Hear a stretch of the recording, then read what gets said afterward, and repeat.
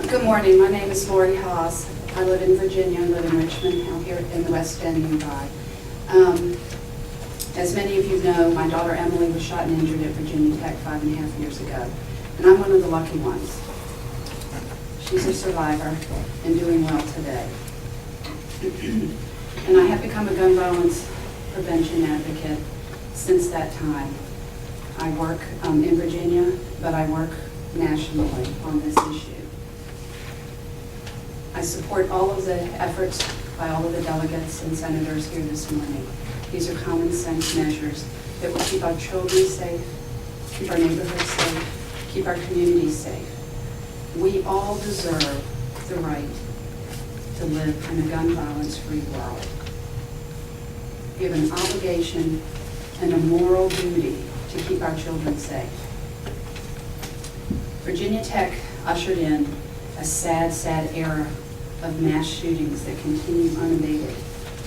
And I can tell you from personal experience that the reactions and the aftermath and the emotions are just so sadly, eerily similar.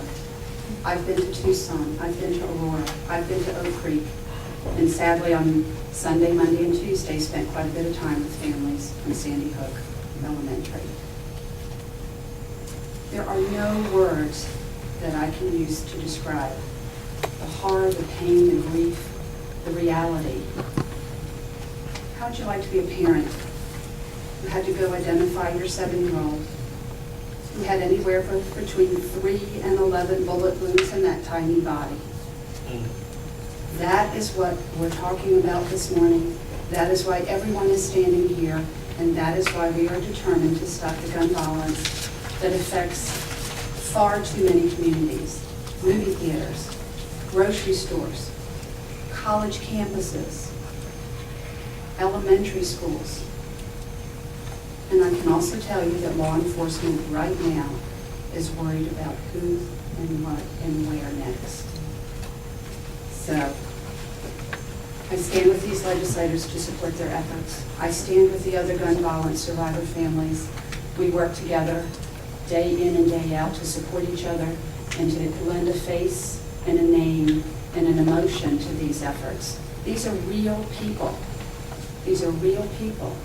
One mother who's luckily son survives, she goes sits at the school, she brings her child to school every morning, personally walks into his classroom, and then goes and sits in the auditorium for 7 hours because he has breakdowns all day long. And he's one of the lucky ones. He survived. So let me just ask everyone in this room to evaluate your conscience, to look at who we are as a society, to look at what we can do, because we can do a better job. We must do a better job. And these legislative actions that these senators and delegates are proposing will help.